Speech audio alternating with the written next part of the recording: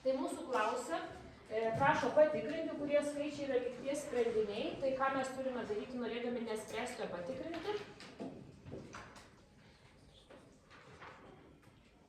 Sprendinį turime statyti į lygtį ir gauti lygybę. Teisinga.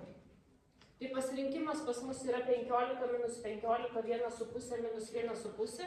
Jeigu nieko nesuprantam, tai pradedam statyti nuo 15, žiūrime ar tinka, tada toliau 1,5, žiūrime ar tinka, o gal galime pasirinkti kokį nors vieną skaičių, kuris matosi, kad yra sprendinys ir jį patikrinti.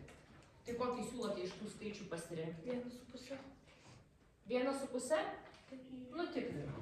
Tai tikriname, ar 1,5 yra lygties sprendinys. Vietoj kintamojo statome 1,5 ir skaičiuojame lygties kairėje ir dešinę pusę.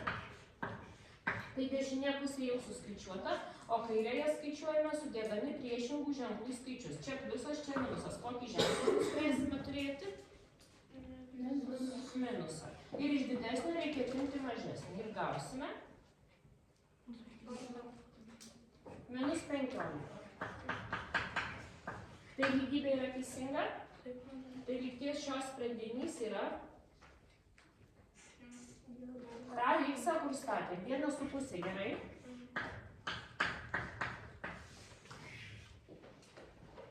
Atspėjome, nesprendėme, o atspėjome.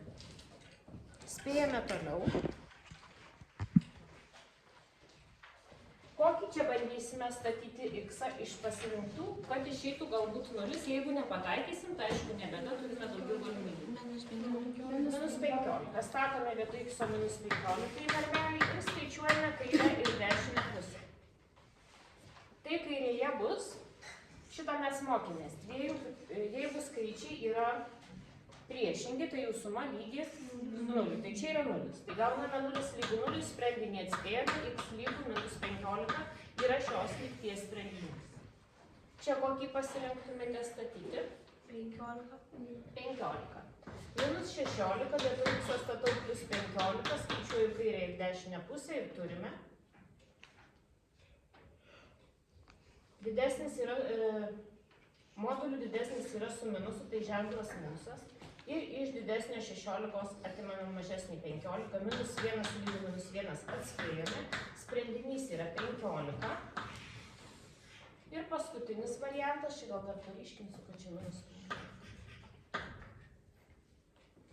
Taip, kokį čia spėsime? Minus 1,5. Bandome, 0 vietoj X statome minus 1,5 yra lygu minus 1,5. 0 prisumuoti prie ko nors, tai niekas nesikeičia reikalai, taip? Ir išeina tas pats, tai turime minus 1,5 lygu minus 1,5